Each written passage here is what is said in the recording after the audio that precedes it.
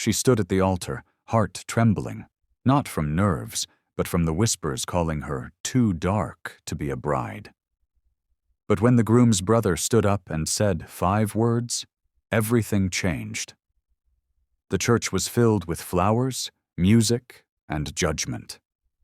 Maya Thompson, 29, stood at the end of the aisle in her wedding dress, beautiful, radiant, and shaking. Not from joy, but from the quiet chuckles, the side glances, the muffled comments. Why would he marry her? She's so dark, she disappears into that dress. I thought he had better taste. The words weren't shouted, but they cut just the same. And worst of all, some of them came from his side of the family. She caught a glimpse of the groom's mother turning to whisper something into another guest's ear, both smirking. Maya looked down at her bouquet, blinking back tears. This was supposed to be her day. Instead, she felt like she was standing on trial. Then came the worst moment. As she reached the altar, someone in the second row hissed just loud enough to hear, "The bride's darker than the cake." Gasps, stifled laughter. Maya froze. Her fiancé, Derek, glanced around but said nothing. His jaw tightened, but he looked down, silent. Her heart cracked right there on the altar. Then, someone stood up. From the front row. It was Nathan, Derek's older brother. Tall, respected, the quiet one who rarely spoke unless it mattered. He looked directly at the man who made the comment, then at Maya. And with a voice calm but powerful, he said 5 words. "Say that again. I dare you." The room fell dead silent. Then Nathan turned to Derek. "You're really going to let her stand here, humiliated by your people, and say nothing?" Derek didn't respond. Nathan stepped forward, gently took Maya's hand, and faced the crowd.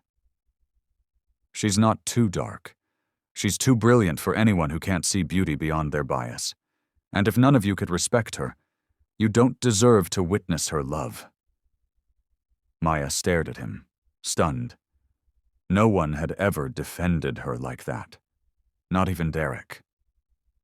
And in that moment, as her world felt like it was falling apart, Nathan made it stand still. But the wedding wasn't over. And what would happen next would leave the entire church speechless. The church was still frozen, stunned by Nathan's words. Maya stood beside him, heart pounding in her ears.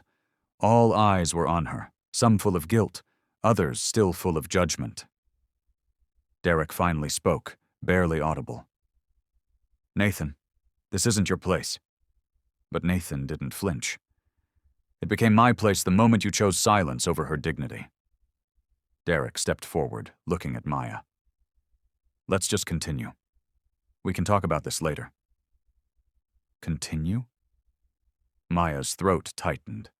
He hadn't defended her, hadn't even looked at the people mocking her, and now he just wanted to move forward like none of it happened. Nathan turned to Maya. "Maya, this is your moment, not theirs, not his, yours. You don't owe anyone here a performance, but if you walk out of here today, it should be with your head high, not your heart broken." Tears welled up in her eyes, not from pain, but from something unfamiliar. Being seen. She looked around. People avoided her gaze, except Nathan. He was the only one truly looking at her. The priest stepped forward awkwardly, unsure of what to say. "Should we continue?" Maya finally found her voice. "No." A quiet gasp. "Not like this." She turned to Derek, her voice shaking. "I loved you. I believed in this. But when I needed you to speak, you stood silent. And now I realize I'd rather be alone with my truth than married into your silence." Then she did what no one expected. She handed her bouquet to the priest, lifted the hem of her gown, and walked out.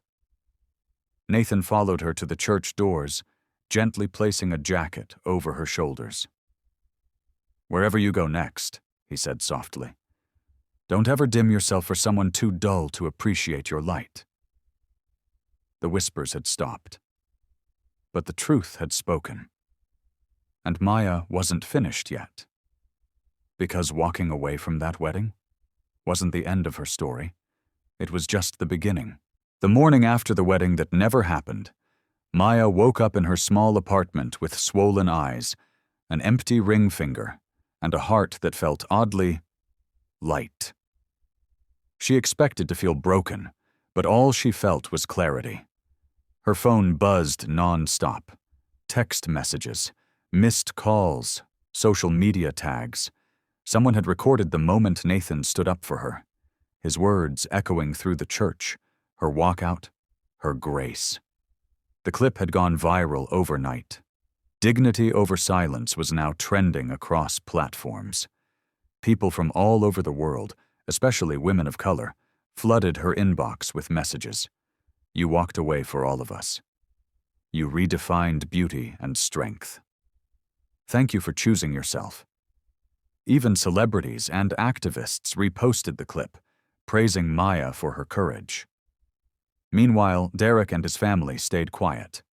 Their silence only fueled the fire. A popular talk show reached out to Maya for an interview.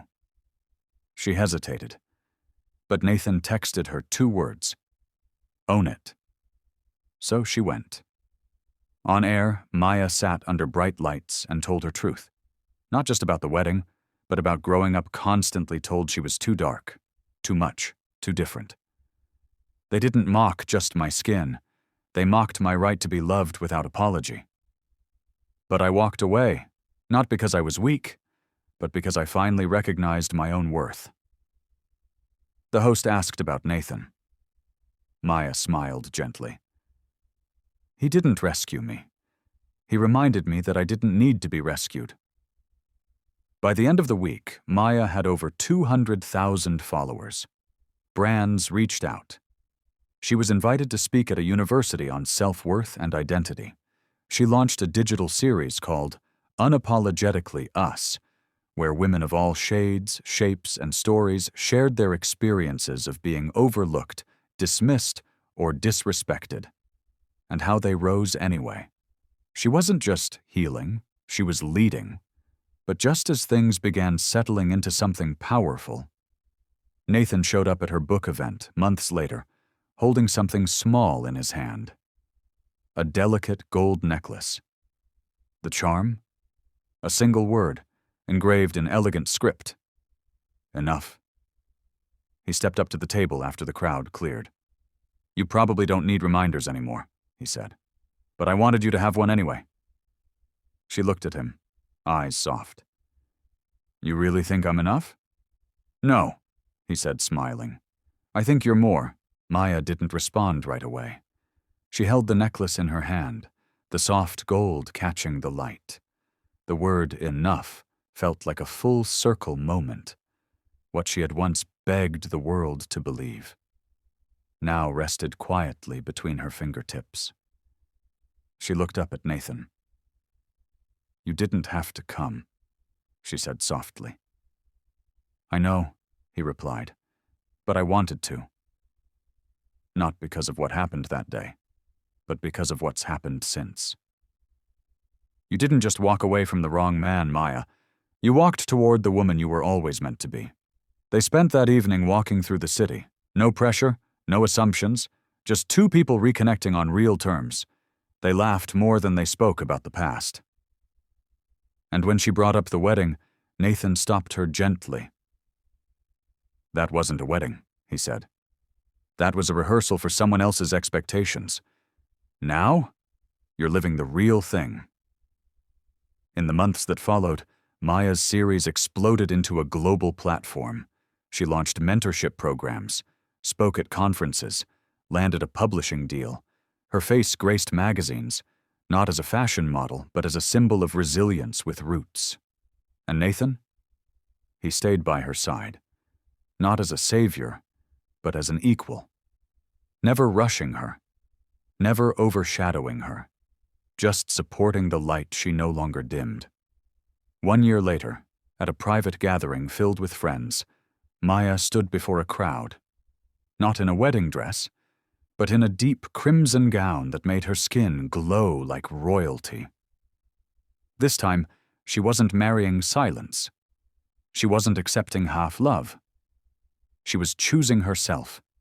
And the man who saw her, spoke for her, and believed in her before the world did. Nathan took her hands, and before the vows began, he whispered, "You were never too dark. You were just too powerful for people afraid of your brilliance." A photo from that evening now hangs in the studio, where Maya records her show. She and Nathan, laughing beneath fairy lights, her arms around his neck, the word "enough" gleaming on her necklace. The caption below reads, "When the world tried to shame her into silence, she chose to speak. And when love finally arrived, it stood up for her, not in front of her."